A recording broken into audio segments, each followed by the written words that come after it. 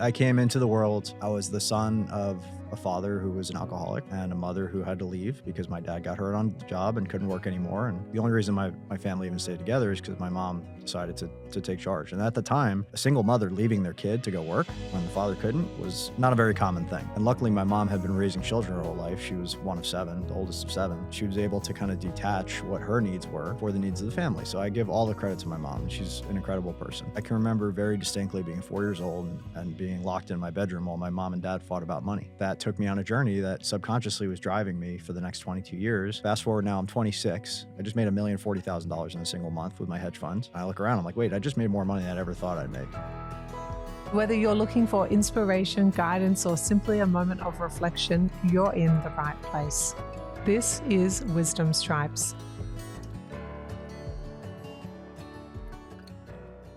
Hello and welcome to Wisdom Stripes. My name is Meg Tuohey, and in today's episode, we'll explore the power of self-education, wealth building, and unlocking human potential. Our guest today is Brad Hart, a seasoned entrepreneur, investor, and mastermind architect. With over 20 years of entrepreneurial experience and 16 years in wealth management, Brad is committed to helping entrepreneurs scale their businesses and solve major global challenges. Brad has built and exited multiple seven-figure companies, including a hedge fund that achieved 106% return in a single year. He has also led 50-plus masterminds worldwide, from Hong Kong to Italy, empowering thousands through community-driven learning. As a best-selling author and founding member of Tony Robbins and Dean Graziosi's Knowledge Business Blueprint team, Brad's impact spans across Forbes, Entrepreneur, and Time. Today, we'll dive into Brad's journey, the mindset shifts that have led to his success, and the strategy he uses to help others create financial and time freedom. This is Wisdom Stripes, your no-nonsense, fierce fairy godparents, turning pain and confusion into clarity and confidence. Brad, we always start with the same question for our guests. What wisdom would you like a listener to come away with today?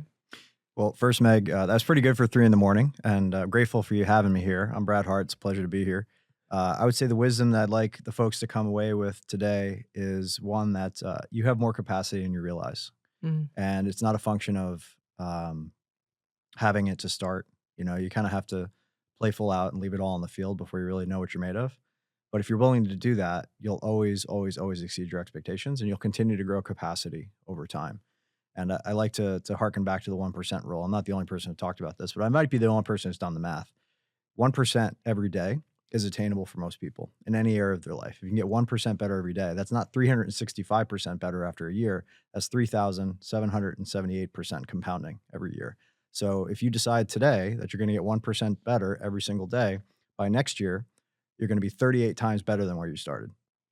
And do you think that hits across all modalities of life, or is that going to work better in some areas or others? Yeah, I mean, there's no straight lines, right? So there's going to be waves and ups and downs, and maybe sometimes you'll hit a couple zeros, maybe you'll take a couple steps back. But if you can consistently average that 1%, which I think is really reasonable, you can make really big strides in your life.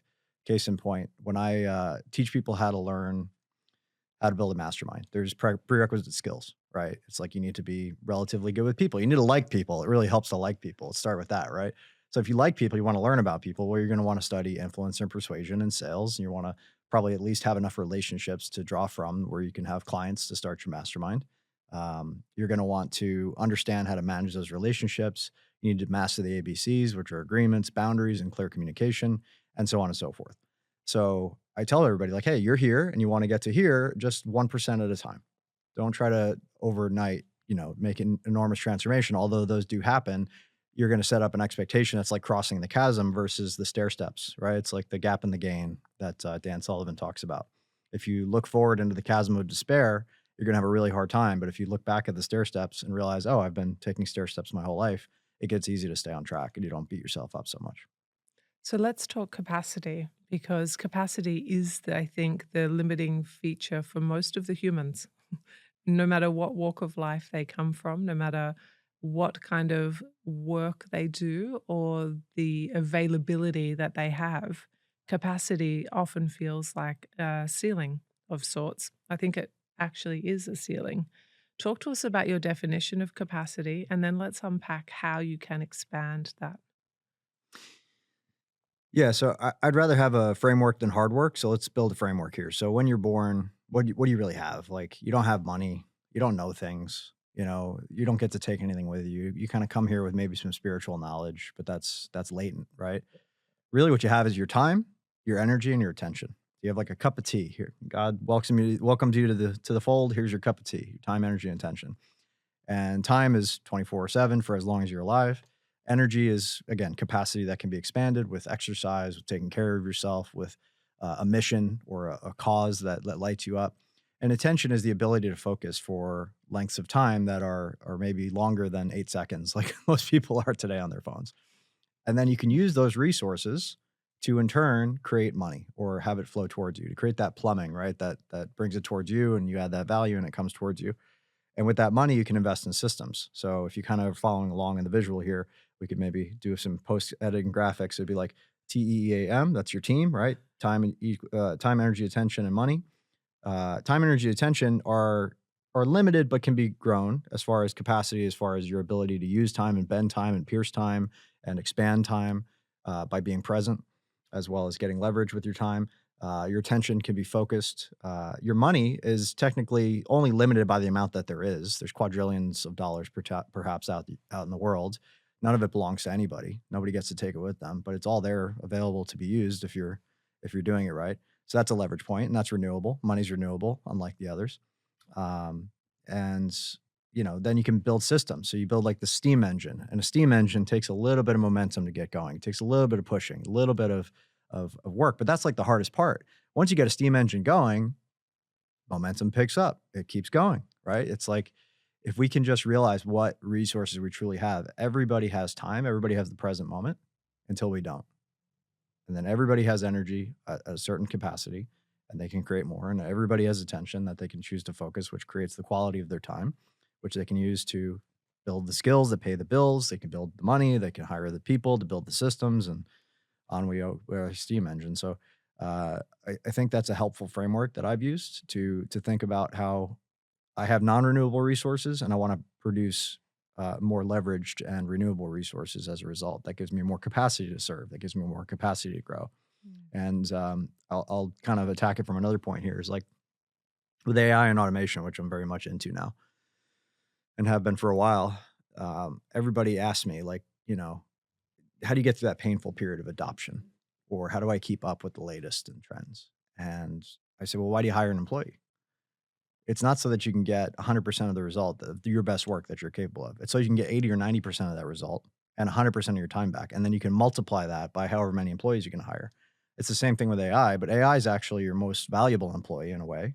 It costs 20 bucks a month, right? And you can train it endlessly to become more like you so you can get through things very quickly. So things that used to take hours and hours, like I had probably 6 or 7 contracts, minor stuff mostly, right? That I had to just get through last week. And with GPT, and it's a low stakes thing. Like if they didn't work out, it was like an affiliate contract or something that it wouldn't kill me. But I was able to get through them very quick because I'm able to be like, okay, what are the red flags? What things should I push for? Okay, draft an email, fire it off, come back with a draft. Okay, good to sign. Are all the changes made the way you think? Okay, great, done. And that takes me 10 minutes versus 2 hours in some cases. So these are just small examples of ways we can get more leverage. So I love this conversation, and I'd like to move it slightly adjacent to where it is because I can see your big, beautiful brain. It is so fast. It's like a lovely Ferrari clever brain. And I want to drop into the place where we often find the human experience gets stuck in terms of having capacity. And that's in whatever has happened to them on their timeline Hmm. and perhaps some emotional distortions, some beliefs that are in the way, the kind of human experience where it's been tricky, it's been hard for a human, and they're at full capacity and they hear what you're saying. They're like, got it. And they do the yeah, buts. Yeah, but you don't understand, Brad. Yeah. Oh no, I definitely understand because I came out like this, by the way. 39 years old, have all the capacity that I have now. I came out exactly like this. No, I didn't. No, you I came didn't. into the world. Uh, I was the son of a father who was an alcoholic and a mother who had to leave because my dad got hurt on the job and couldn't work anymore. And I'm not saying this like, oh, woe is me. It's just, I wasn't born into the best of circumstances. The only reason my family even stayed together is because my mom decided to take charge. And at the time, a single mother leaving their kid to go work when the father couldn't was a very not a very Unusual. common thing. Yeah, Yeah. it's a very emotional thing. Yeah. And luckily, my mom had been raising children her whole life. She was one of seven, the oldest of seven, so she had some experience at that, and she was able to kind of detach what her needs were Mm. for the needs of the family. So I give all the credit to my mom, and she's an incredible person. And you know, you don't realize how you're being programmed, right? But I can remember very distinctly being 4 years old and being locked in my bedroom while my mom and dad fought about money. And that took me on a journey that subconsciously was driving me for the next 22 years. Fast forward now, I'm 26. I just made $1,040,000 in a single month with my hedge funds. And the spell is broken. I look around, I'm like, wait, I just made more money than I ever thought I'd make. And mommy and daddy are not only not going to get back together, dad's dead. Mom's been remarried for years, and I'm surrounded by people doing things I don't really love, right? So we all have our journey. We all have our story. We all have our fuel. We all have our belief systems. And we all have our experiences which create that next step for you, right? It's like that perception. You can only understand water when you're outside the fishbowl. At the same time, what Tony Robbins says, and I tend to agree with, is the past doesn't equal the future unless you live there. You can create a new meaning at any time. I got the blessing and the gift of seeing my parents struggle with money, but I also got the gift and the blessing of being a 13th generation Long Islander since 1690 and having some of my relatives sign the Declaration of Independence and own thousands of acres of land and be hundreds of millions millionaires, like a billionaire by today's standards, and see all that go away generationally before I was even born so that I can go and rebuild it. And not because I need more money. My needs are well taken care of. I need more money flowing through my life to affect and change the world at this time in history when things are about to go from scarcity to abundance. Things are about to go from linear to exponential and geometric.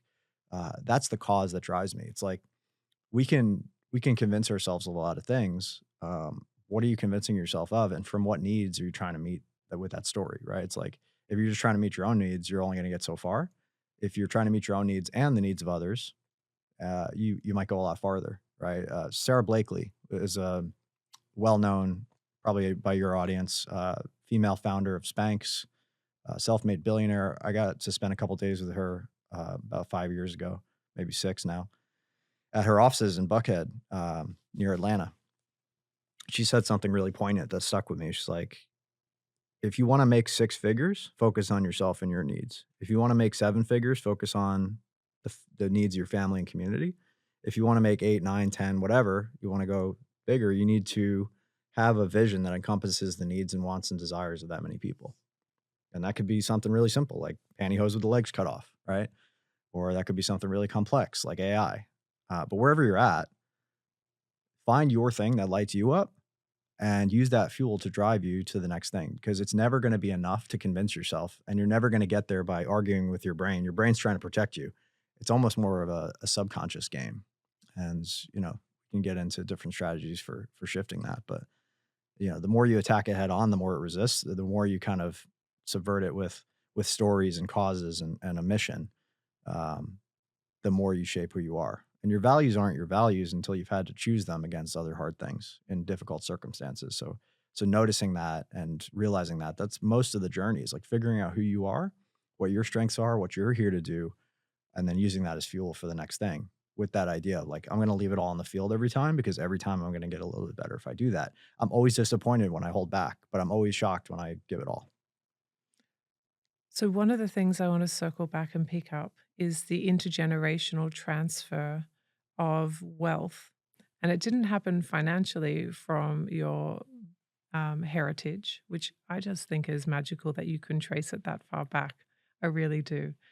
And wag your finger for emphasis, not criticism. I'm really interested in what you think the intergenerational transfer was Mm. from your descendants. No, you are a descendant from your ancestors that you think perhaps they transferred to you through genetics, bloodline, stories, that kind of thing. Yeah, I could speculate scientifically about genetics and how that works. I believe everybody's born with free will, despite their circumstances. It's why you see people destroy wealth, and that's why you see people create wealth. And you see people create wealth from circumstances where, Slumdog Millionaire style, they come out of really terrible circumstances and they create wealth. And other people, they come from the best possible circumstances. Their family's wealthy, everybody's really well adjusted, and then all of a sudden they're doing drugs and gallivanting and causing problems and they die. Right? It's like, it can go either way. And I think everybody has a free will and choice in that. So yeah, there might be a genetic component to that. I just don't know that that takes you all the way. I don't think it explains the entire scenario. I think you're given the gifts that you're given. I think that you're given challenges that you have to overcome. And I kind of look at it as like, I believe in God. I'm a spiritual person. Uh, if you have a desire, that's something that is born inside of you. That is it's twofold. It's like there's the desire and there's the completion of the desire. And you may not know how, you may not know why, you may not know even what exists, but if the desire exists, then it means that it can be fulfilled somewhere in the future timeline. And that it's already been fulfilled somewhere in some future timeline. Because I also believe in, multiverses and simulation hypotheses, and that's a longer conversation. But um, the fact that you have the desire means it can be fulfilled. Now your choice is, are you going to fulfill it? And it's not an overnight thing. It's like you step into the call to adventure and God's like, okay, cool. Here's all the challenges that you need to grow into the person who can have that thing. Mhm. And most people, they get the challenge, they get that first like resistance from the universe of like, do you really want this? And they say, oh, no, no, no, I'm going to go back to whatever it was. But when they lean into the challenge, all of a sudden, all this extra juice shows up, all this Mhm. extra capacity shows up, all these mentors show up, all these possibilities show up, these new incredible pieces that they didn't have because they went in faith and they gave it their all, become now fuel for that fire that then becomes, okay, I grew into the person who can have the thing.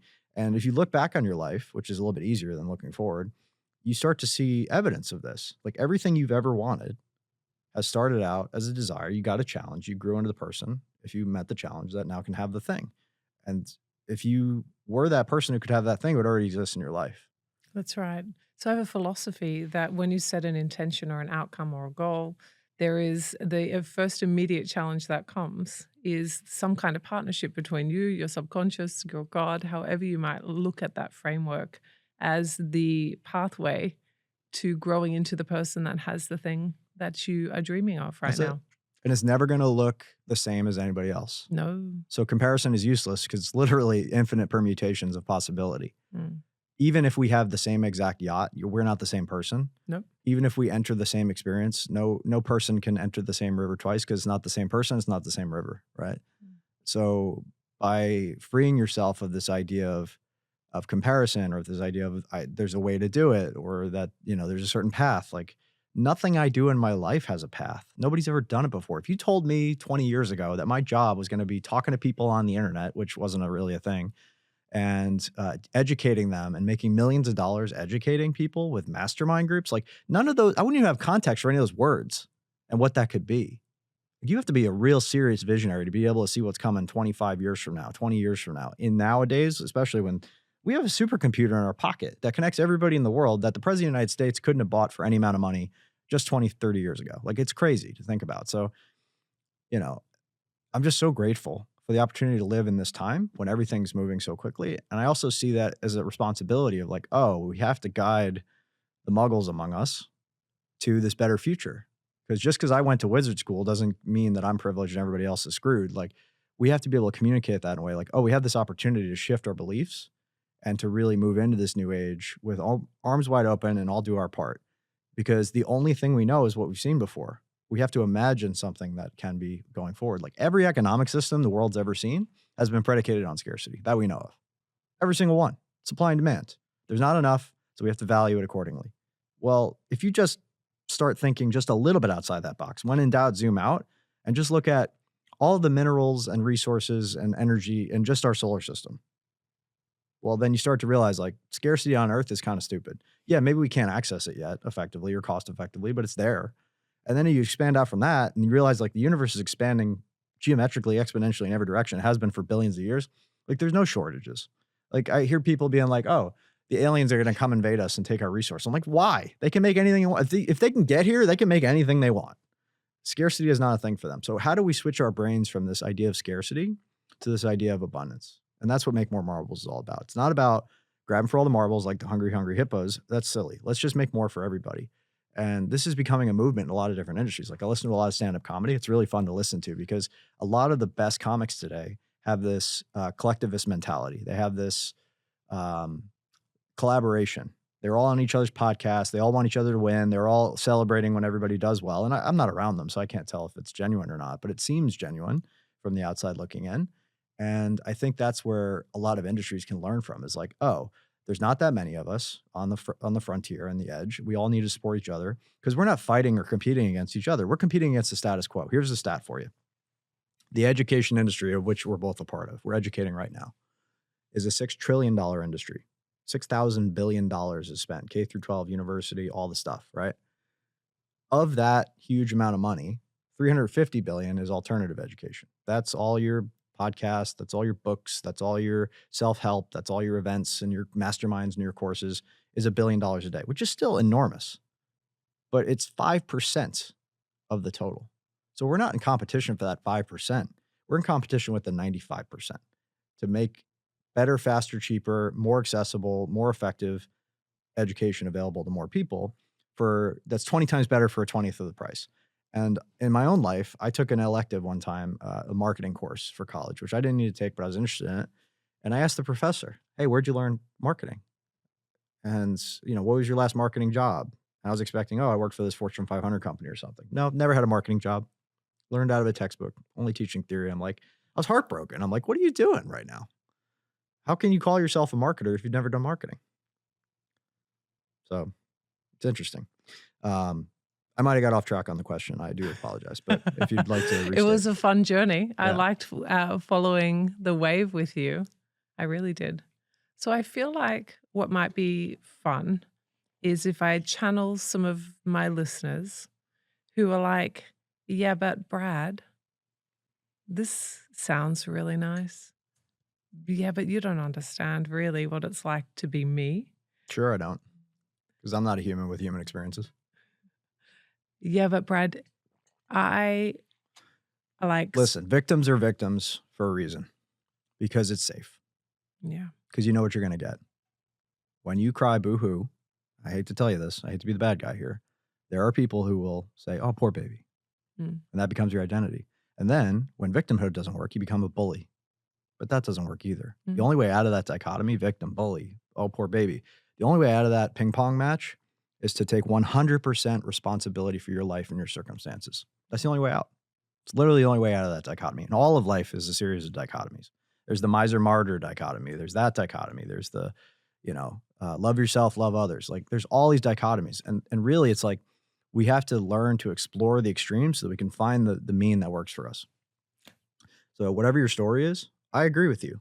And what are you going to do about it? Now what? Now what? Right? Yeah. That happened. Okay. Cool. Now Yeah. what? Yes. Take responsibility. What's next? Mm-hmm. You have free choice and agency in every single moment to make a new choice. Mm.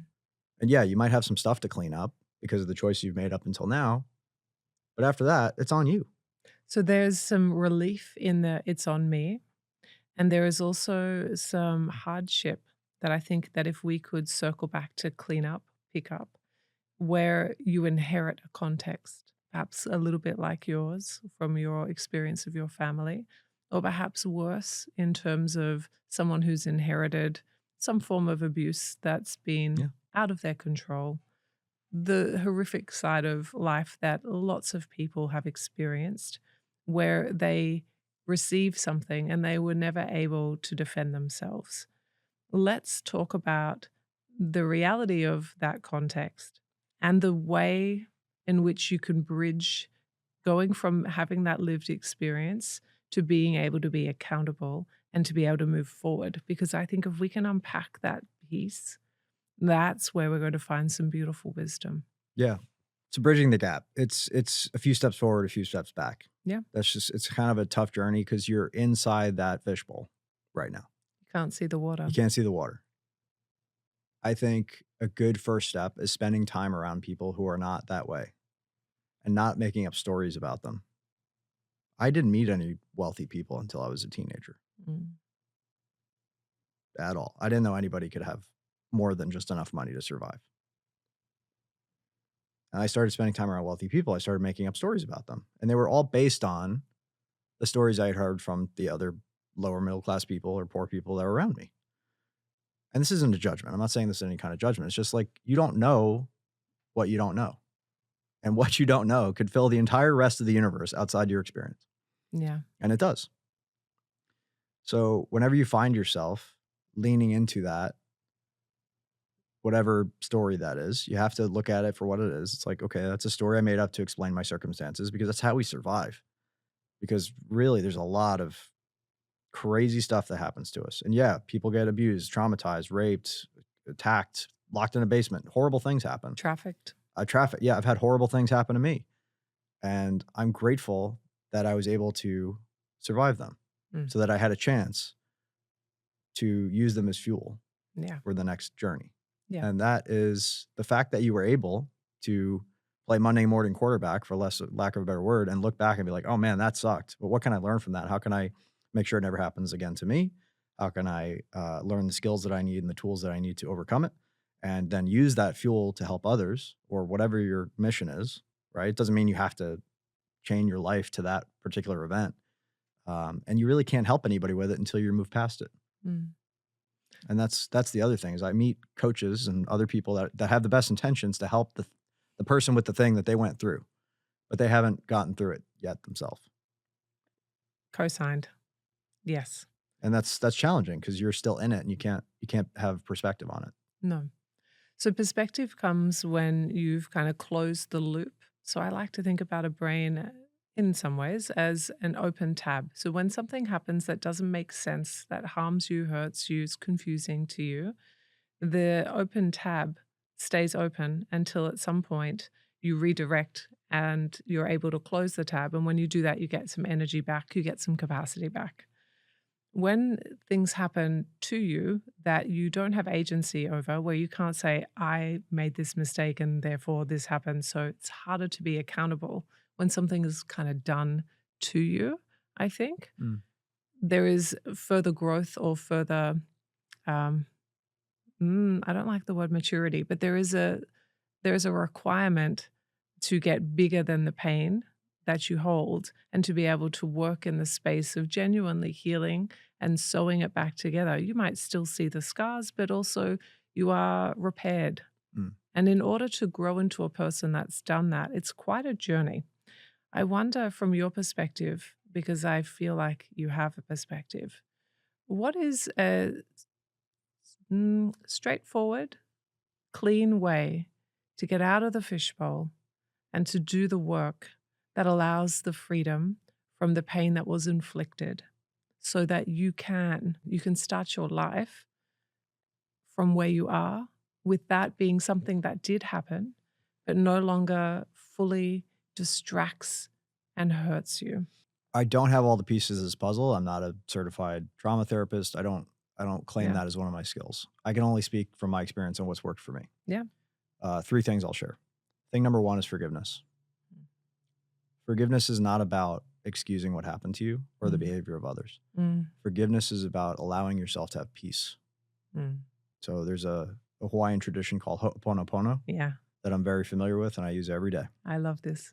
And it's a good just reset button on your energy. It's like just let go and be forgiving of whatever's happened mentally, emotionally, spiritually, physically, and allow that energy to flow back to that person or people and reclaim your own energy. That's a really good hygiene practice just to start. The first time I did this practice, I forgave my dad and I cried for 20 minutes in a public room. Just ugly cry. Well, that's the I'm best not a good crier. kind. Yeah. But I think that matches It was the awesome. shape of the wound, right? The ugly cry matches the shape of the wound. That's what's trapped, I think. Yeah. So that's thing 1 is forgiveness. Yeah. Thing 2, I would say, is understanding that there are energetic, like you may not believe in energy, but energy believes in you, right?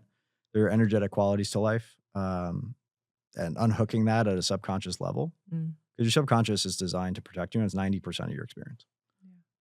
So if there's a hook there, if there's something like still holding on, NLP is a great way to work through that. There's a lot of different types of therapy that are great to work through that. But keep trying things until you find the thing that works, and it's not drugs and alcohol. And then I think the third thing is the power of identity. My dad was an alcoholic. My grandfather was an alcoholic. They never didn't drink my entire life that I knew them. They both died from it ultimately. And so did my best friend in college. I was surrounded by alcoholics. And then I had a roommate with a substance abuse problem who was sober and would go to these NA and AA meetings, and I would go just to see what it was about and support them. And I noticed something really interesting that I might not have picked up if I hadn't done personal development work and Tony Robbins work and stuff like that.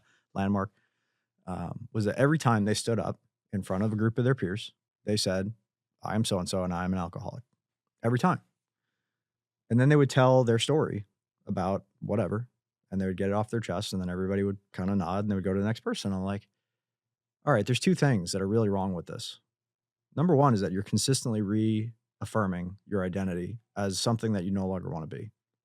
I think that's deeply, deeply difficult to justify. Now, knowing all we know about the power of identity.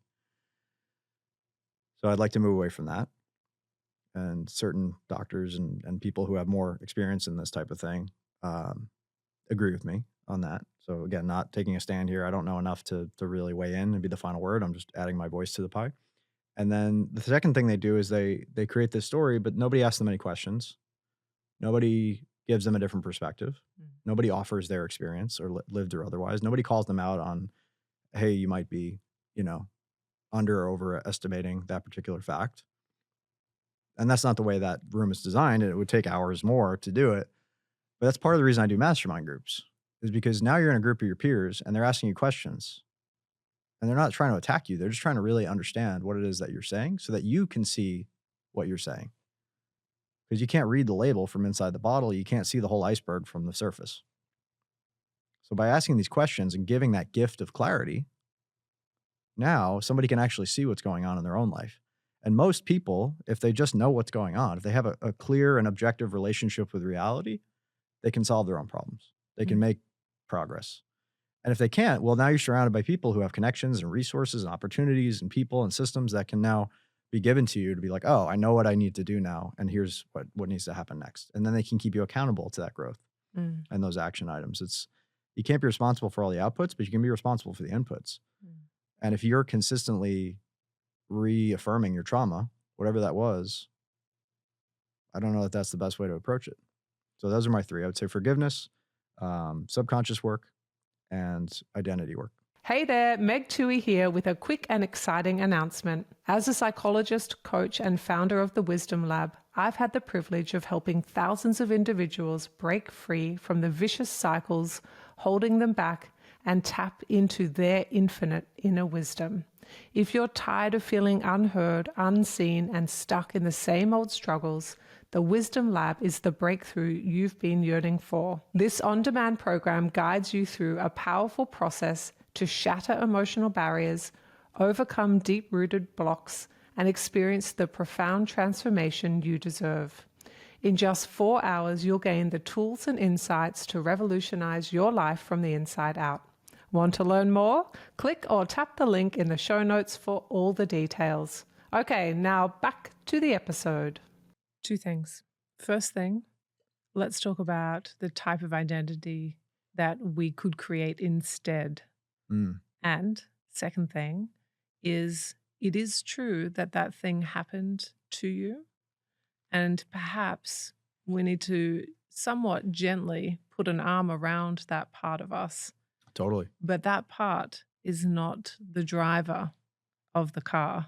What's life. it trying to tell you or give you? Like a parts integration almost. There's another, I think, there's another popular methodology that talks about this, but these parts of yourself exist for a reason. Yes. And until they're heard, truly heard, they're not going to stop yelling. Right? Because the thing is, they have something they're trying to A, protect you from, B, want you to understand, and C, they got given responsibility. And until they see you as your current self big enough to put your arm around them and be all like, come with me, I got this, you and I will figure it out. What do I need to know? What do you need from me in terms of your retirement and that integration into me, that tab closing? I like that. Yeah, it's a good way to put it. IFS, that's what it was. Internal Family Systems. That's nice. IFS, you got it. And so the thing that we're really looking for is, I have this part of me and I love it. I'm not making it wrong. and this needs to come with me and I want to learn from it, but it is no longer in charge at my boardroom table. I'm the one in charge. Right. And so that's the piece I want to pick up with you around your identity work, because we need to build the strength or the strong part of ourselves. I call it the wise woman, the good man. You might have other ways to describe it. I'd love to hear about it. Yeah, I'm a lion-hearted champion leader. Lion-hearted champion leader. That's it. I choose hard things that are the right things, at least as far as I know. And I'm open to, it's like Mark Andreessen talks about, um, strong opinions loosely held. I'm open to new interpretations, new information. I'm open to the whole world changing around me and rolling with that. But when I happen upon something that's working, I'm gonna believe in it, and I'm gonna promote it, and I'm gonna advocate for it. Because I've tried a lot of things. I've invested $1 million in myself. I've worked for 20 years on becoming the person who can do the thing that I'm here to do. And if you're not going to take that wisdom and distill it and grab it and use it, like I have from all my mentors over the years, both in person and virtual, um, then what are you doing? Like one of my favorite quotes is, "A fool repeats their mistakes, a wise person learns from them, but a genius learns from the mistakes of others." The more you can learn from the mistakes of others in life and take their frameworks, the less hard work you have to go through Mm. to get those changes in your own life and to get those results in your own life. There's a cycling analogy, and you'll know it better than me. You know, when you're doing the Tour de France, they flank the leader and they pick up the energy. Drafting. Yeah, feels a bit like that. Yeah. No, that's a great way to put it. So Meg, I do have a question for you. Ooh, you're the first person to ever ask me a question. I am in. Let's do this. So what is your ultimate goal? Like when you've envisioned yourself Mm. in this podcast and its ultimate expression and potential, what do you see? Mhm. My dream for this goal, wait, wrong, let me start it again. My dream for this podcast is that the work that I get to do, which is not dissimilar to the work that you do, can reach more and more people so that the wisdom of others is more easily available. So information is available now. It's everywhere. And a lot of it is very good. Some of it is terrible. And the ability to discern the difference is the skill set we're developing. My goal here is to bring access to people who have walked through the trenches and got the stripes of wisdom, and they hold the nuggets in their hand and they say, "This is the thing. This is the literal thing. And if this helps you go faster, then here it is." And I want to bring wisdom to the masses where you can trust the community of the speakers that come in to share, and you can tell that they earned it, because I feel like wisdom is missing from our society in the way that perhaps it used to be. And how will you know when you've achieved that aim? I do feel like I'll have a felt sense of it, because if I use my inner guidance, I would say we have a long way to go. So I think there's a felt sense, and then there's probably some numbers. I'm Mm. going to have to get some high numbers Yeah. in order to show the difference. Yeah. And I can relate to that because when I started to make more marbles, my goal was to reach 1 million people. Yeah. And then I got to that goal and I felt a little bit adrift. Yeah. And I had to redefine it, had to rethink it. I was like, okay, well, 10 million and this. And then I realized like numbers are only part of it. Yeah. And they're kind of esoteric. It doesn't matter at the end Yeah. of the day. It's like those individual impact stories. When I Yes. see like you're going to impact people that I'll never meet Yeah. because you're a different person than I am. You have Yeah. different values. You speak about different things. You have different qualities that I don't have. But if I can, like I do with my mastermind leaders, instill leadership principles and give them tools and give them hard-won wisdom that allows them to impact more people, well, it's almost as if I'm having that impact Yes. because they're never gonna, I'm not the most touchy-feely person. I'm not Mm. gonna help them with all their mindset stuff. It's not Mhm. really where I live or operate. Yeah. I could, but it slows me down. I hate it. Yes. It's like I wanna go Inefficient. fast with Inefficient. right. So You're a that's why I race work car. with leaders in the first place, right? I It's like hear they you. wanna grab it and go and then go make an impact. Yeah. And there's nothing wrong with being a beginner. It's just when you've been doing it for 20 years, you're so far from their experience Mm. that it's really hard to relate. And I think that's a missed opportunity for a lot of leaders too, is they're trying to expand their mission by reaching more people. Well, just by a function of the distribution of society, that means you're going to have more beginners and you're going to have to really water down your message to those Yeah. very basic points. And frankly, I used to beat myself up like, oh, why can't I just relate to those people? It's like, well, I'm not where they are. Yeah. I'm a wizard. I went to wizard school. I went to Hogwarts. I did my time. I ran through that wall at that train station that one time, and I learned all this wizard stuff. I got this whole spell book now.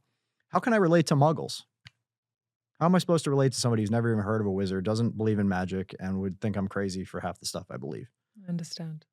So I'd rather just go deeper with the people that are already on that track and have impact through them. And Yeah. they impact millions. Well, that's it, isn't it? It filters down. That's right. Yeah. And so I concur. I absolutely understand what you've painted as a picture.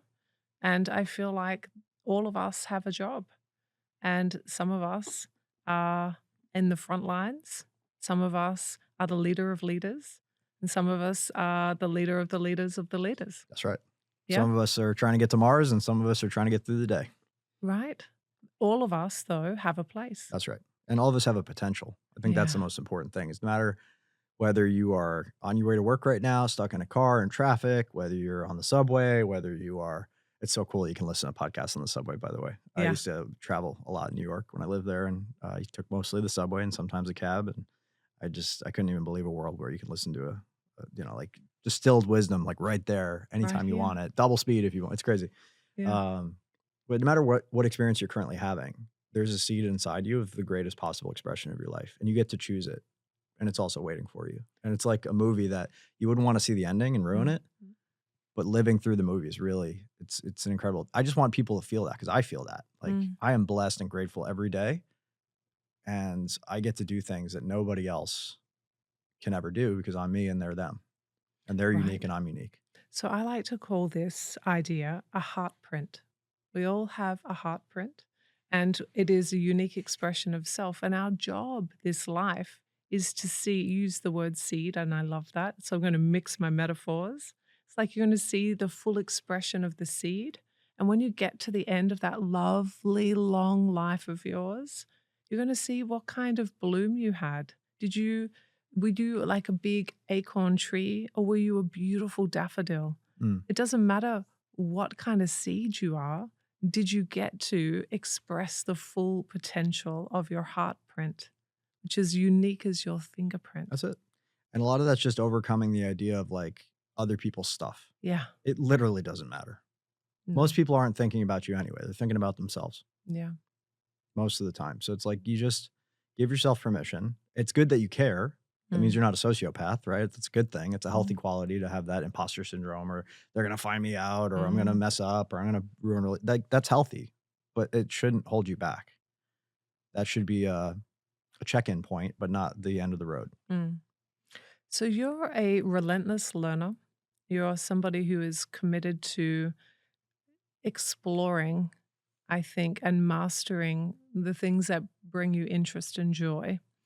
I'm really curious. You said before you were interested in AI and all that is, and I love that for you. I'm really interested in what you're working on right now. Mm. So, in terms of like the really good stuff, not like the brainy, clever stuff that we all know that you got. What are you working on that's hard? Yeah, Yeah? yeah. I want to be a great dad, Yes, there we go. and we're not pregnant yet. My wife and I, she was my client. I had to fire her. #integrity. You know how it goes. Got to close one loop to open another. She's a beautiful lady. Her name's Jasmine. I like to say she has the opposite of daddy issues. Like she and her father have the best relationship. He's a great guy. He's like a surrogate dad to me, just like my stepfather Tom's. Like I'm very grateful and blessed in that regard. Like the ultimate hack in marriage is, well, one, get a frugal wife. That's really awesome. She pays attention to money because I don't. I'm trying to make more of it, and that's my only gear, right? I'm just like, you can figure out the budget, I'll figure out let's make more, so it doesn't matter. Um, and then the family. If you can get a great family that you really get along with, like your life's going to be so much better. Yeah. If you're always at odds with your in-laws family, that's rough. Yeah. That's really hard. I don't know why I got on this tangent. Can you remind me where we were going? Yeah. Here? Because what we're doing is we're talking about the thing that's The hard. thing that's hard. Yeah. Thank you. That you're working on right now. Yeah, so being a father is Mm. really important to me because my dad, I love him. He did his best, Yeah. and he only had so much to give. Yeah. He had his own demons. He could never get over them. He's hurt. never got quite on his feet again. He was always in pain. Um, he didn't really have aspirations or ambition in his life. Mm. And that was hard. It was hard, but it made me who I am. So I have to be grateful for it too. You have to blame effectively, right? You have to take the good with the bad. Oh, I like that. Blame effectively That's right. because it's true. Blame him for the good stuff and Yeah. blame him for the Yeah. not so good I stuff. like it. And we had our differences, but towards the end of his life, I was talking to him every day, and I was kind of shocked when he passed. It was really hard. And I felt a whole slew of relief and guilt and shame and just wild emotions all over the map. And then unpacking all the family drama that was kind of kept at bay, like he was the thumb in the dike of all the BS that was happening in the family that I wasn't even really privy to or aware of, and having that all come back, and then people asking me for money and asking money that, they owed, and then a couple of people paid back loans posthumously that they could have got away with, which was really great. So it's like all these really challenging experiences happening within just a few weeks of me losing my father at age 24. It taught me a lesson of like people default to the level of their training, in stressful situations. And that just always stuck with me of like, man, I just lost my dad and all these people are coming out of the woodwork just to get something or to say something or to do something or to this and that. And it's like very few of them actually give a shit about me because I know that for a fact. They don't talk to me anymore. It's like they never gave a shit because they don't talk to me anymore. And I try to reach out and it's like a one-way street. So I just allowing yourself to let go of people, that was really hard. Yeah. Most people can't let go of the people in their life, the family of default, in order to go find the family of choice. Because there's a letting go, there's a forgiveness, there's a becoming, and then there's a searching and finding of those people. And that's why masterminds have been so important for me. Community. And I get to create it and I get to decide who gets to be, tall heart or big heart, tall fence. You don't get to get the love by default, right? It's something to be cherished and treasured, and I can only give it to so many people, and I'm going to choose. I'd love to be Mother Teresa or Mahatma Gandhi. I'm not. You have to accept that about yourself sometimes. Maybe I'll become more like that as I age. Maybe. Right now, I'm 39 years old. I'm focused on what I'm focused on. I'm trying to create the impact for the people I can create the impact for, and I'm trying to continue to lean into what God wants me to become. So when you say, like, what's the hard thing you're working on? It's that, but it's also like not being for everybody and being okay with that. That I think is got some very good potential wisdom in it. So let's go there. Yeah. I liked all of that. I could go to all of those things. Thank you, Meg. That was wonderful. And let's go to I'm not for everybody. Yeah. That's okay. Yeah. Let's unpack that. So I've got a switch in my brain. It has two settings. It's completely uninterested or maniacally obsessed. There is no in the middle. I've had about 6 or 7 rabbit holes I've gone down in my life that have been like that. Real estate, finance, crypto, trading options, AI, personal development. Maybe there's a few more. I don't know. But like when I get obsessed, I get obsessed. I go all the way down the rabbit hole and out the other side. And I spend every waking moment thinking about it. I get crazy about it. And it's not normal.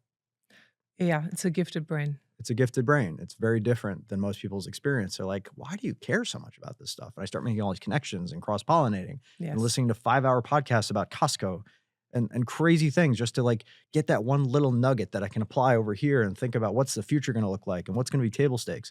Yes.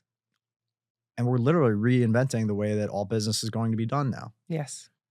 I have 25 tools in development. We've developed 5 already. We're launching omnipresent social media engines that can put you on every single social media, every single day in every single format, long form, short form, text, video, audio, avatars that are indescribably good.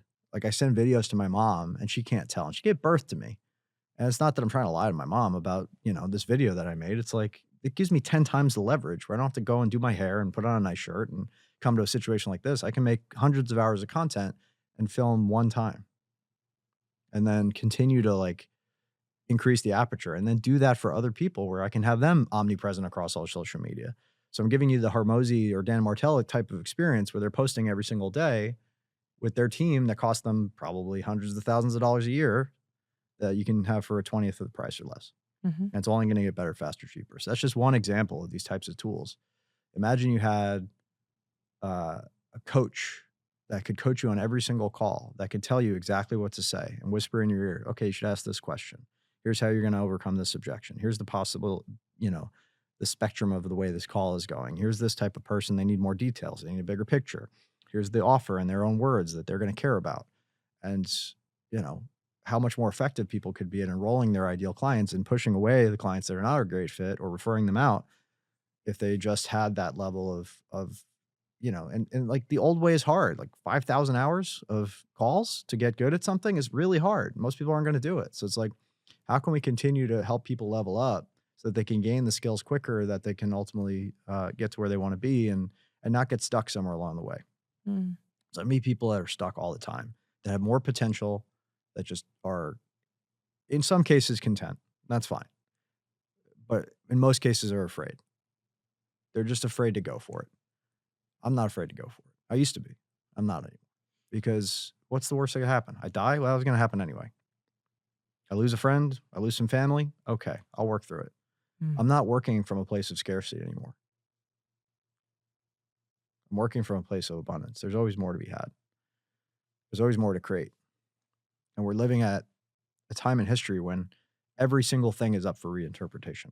Yes, it is. Every single thing is up for reinterpretation. Yes, it if is. you're thinking about building a software company right now, don't. They want results. Nobody wants to learn software. Give them results as a service. That's it. They give you money, you give them a result. If they like the result, they keep paying. If not, good luck to them. That's going to be where it's at. I mean, it's not going to be me advertising to you in the future. It's going to be my AI advertising to your AI, and maybe it gets through our filters and we have a conversation. Mm. I'm not going to be hiring anybody to be walking around my house and doing my laundry and picking up after my kids. I'm going to have a robot that does that. In fact, I'd like to give Elon Musk $3 million to say thank you. And also give me 100 of those robots. I'm going to go train them how to build houses for the homeless. That's what's possible now. This is the new frontier. And I could give you 50 examples like that, but I Mhm. see the future already. Yeah. And I've seen it before, and I've been right. And I Yes. just didn't trust myself enough to go all in. And now I trust myself enough to go all in. And every time it didn't happen to me before, I could have been a billionaire already, legitimately. I was looking at Bitcoins when they were 5 cents. I was one of the Yeah. first few thousand people in the world to learn about that opportunity. Mm-hmm. And I instead invested in a $5,000 chunk of money into a Bitcoin trading app that went nowhere. Mm. Had I bought the Bitcoins, I'd be a 10 billionaire right now, 8 billionaire, Yes. whatever the current price is today. Yeah. Crazy. So it's like, I know I'm going to get there if, God willing, and the creek don't rise. As long as I live, like, I know I'm going to get to a place where abundance is not going to be the challenge. It's like, what are you going to do with it? Mm-hmm. And to whom much is given, much is expected. It's a Correct. responsibility. Correct. You think Elon's having a party every day? Unpacking all the graft and corruption and, in government? No, he's not. He could be doing a whole lot of other things with his time. Look at Bezos. He's party animal, man. It's great. He's got the young girlfriend. He's jacked. He's on his yacht. He's driving crazy cars. Like, nothing wrong with either. And they both made incredible contributions. They could both hang up their hat and put their jersey up and say, I'm good. But it hits different. When there's a mission and the mission's not done, you keep going. Yeah. So those are the folks I look up to. I do too. Yeah. What's your mission? To shift the consciousness from scarcity to abundance and create the rules by which the game of abundance economics are played. Because we know what the rules of scarcity economics are. Yeah. They've been studied infinitesimally, and I'm bored. I'm bored of having conversations where the underlying predication is lack. Mm-hmm. It's just not true. It's not helpful.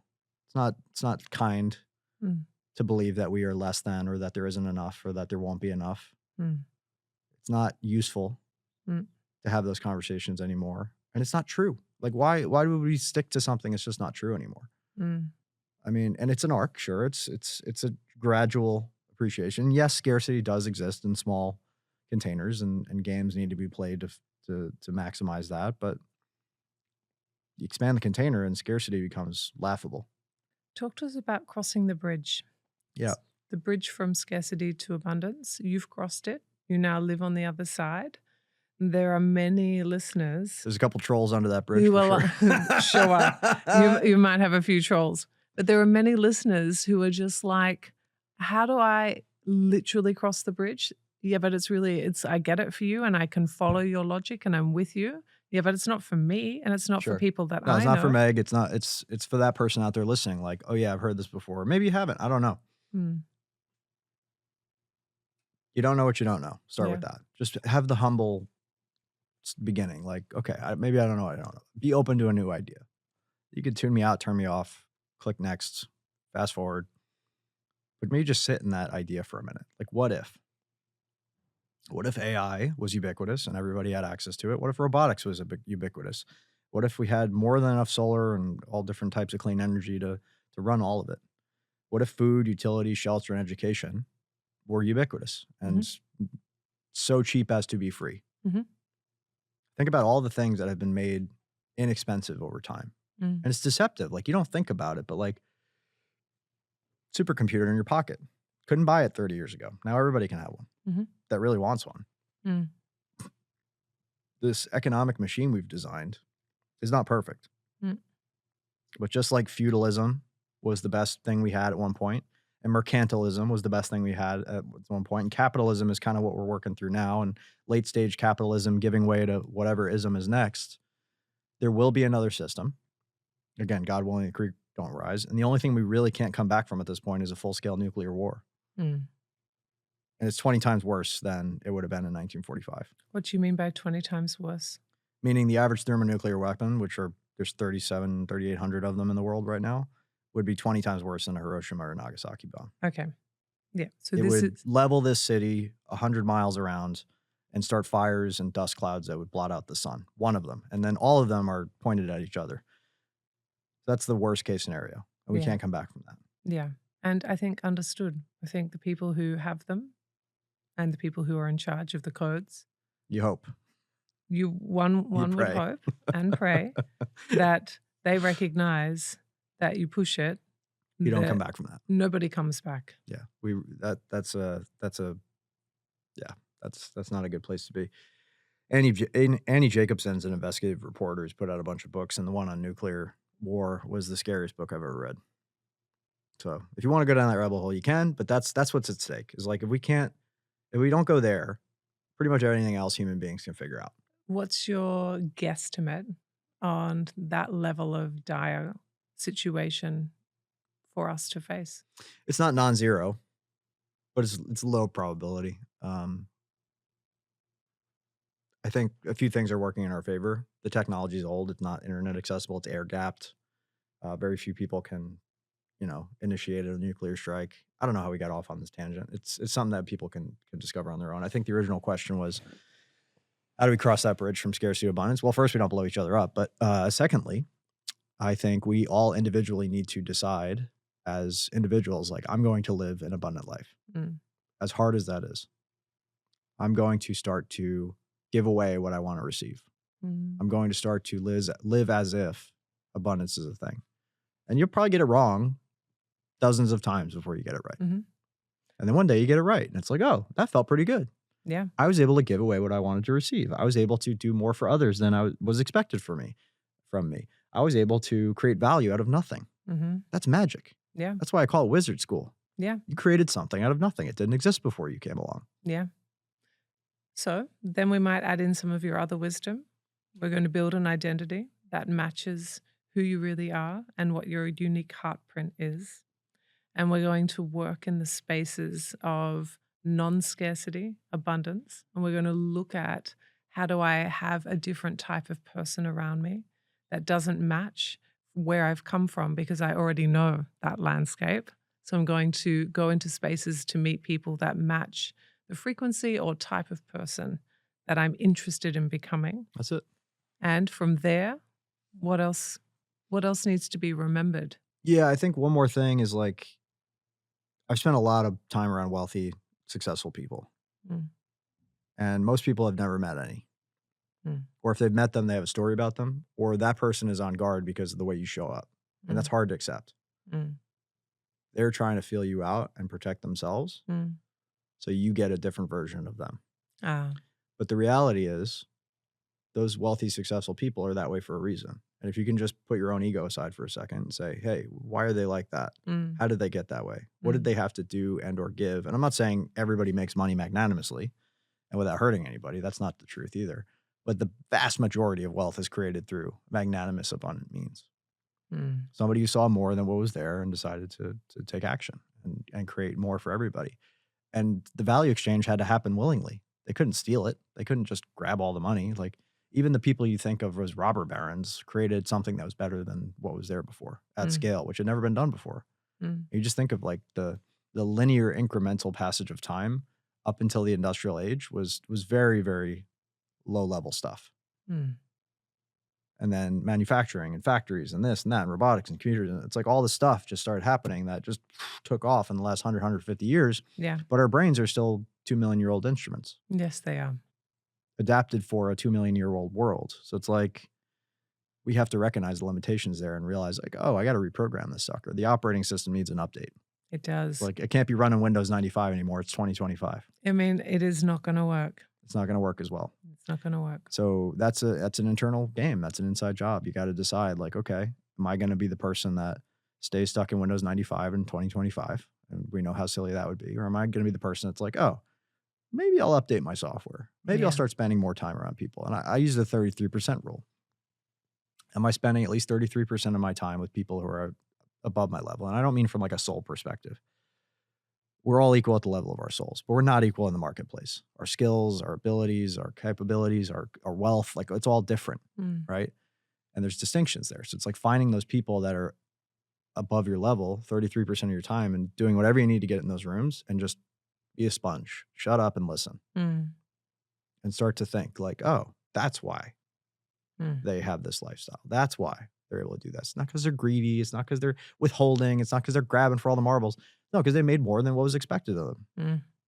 And they know how to communicate that. They know how to offer something of value and communicate that and generate more interest and leads, and then ultimately create operations that keep that quality high as they scale it.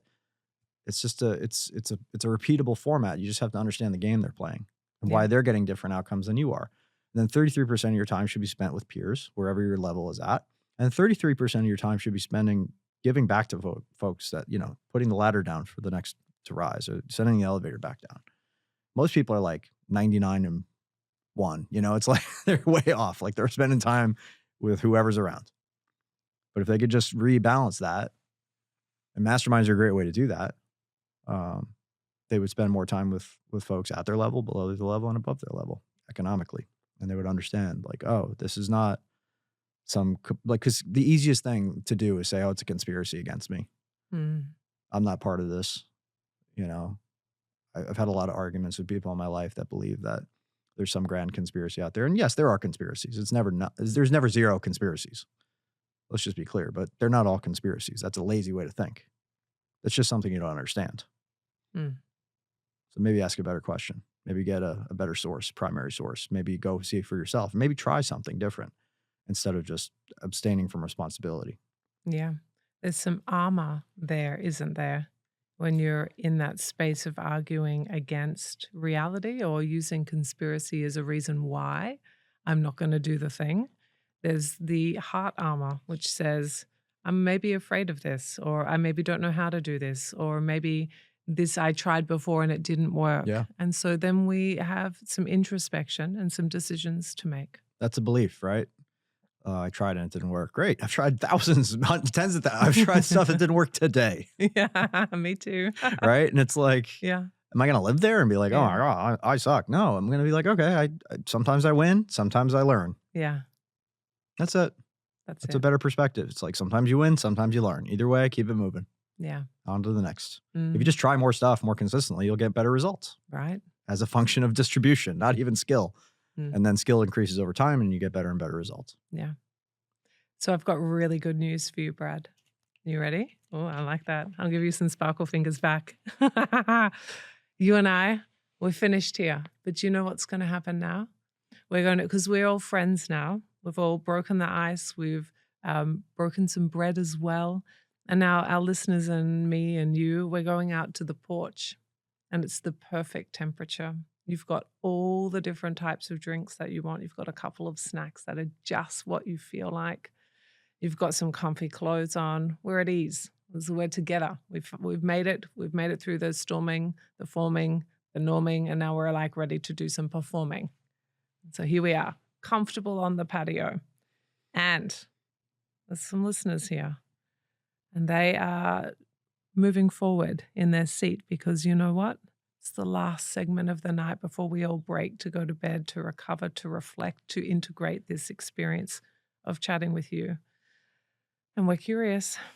We want to know what that last piece of wisdom or advice is that you might want to leave us with. Try not to take yourself too seriously. What do you mean every thought I think is not right?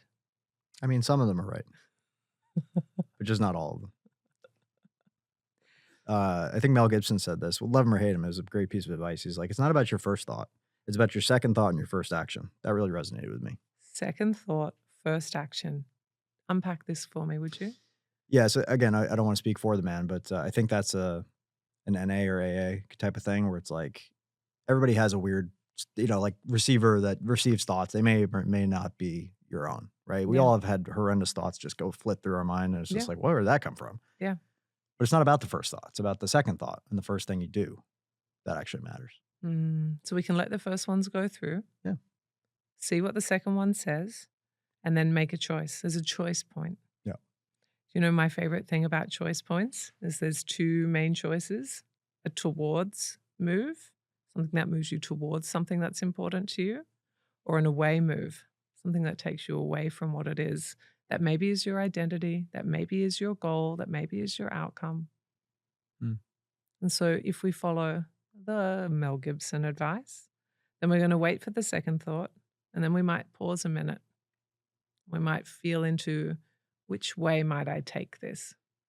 Now, I know I've just added on to your last piece of wisdom. Does that work, or do you want to edit it? No, I love it. I love it because it's a soup, right? It's like everybody adds their own little bit to it and makes it better and better over time. And, like I said, I have mentors in person. I have mentors virtually.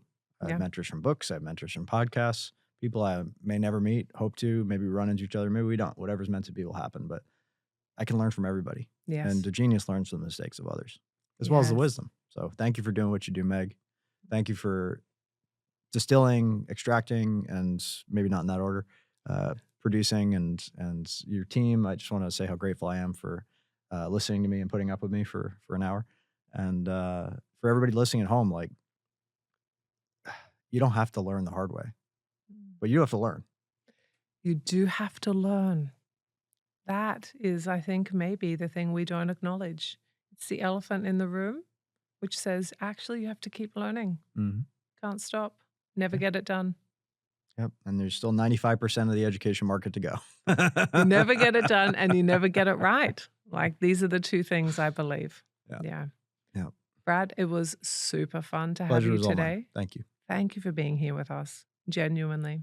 Thank you, Meg. Yeah. And thank you, everybody. I'd like to thank Brad Hart for joining me today on Wisdom Stripes. In today's episode, we explored his journey from building hedge funds to leading mastermind groups, his strategies for wealth and personal growth, and the mindset shifts that drive success. If you enjoyed this episode, make sure to subscribe so you never miss an update. You can follow Brad on Instagram at MakeMoreMarbles.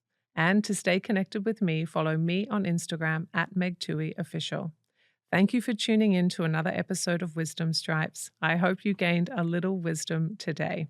My name is Meg Tuohey, and this is Wisdom Stripes. Thank you for listening to this episode of Wisdom Stripes. Follow me on at MegTuoheyOfficial and leave a comment and review.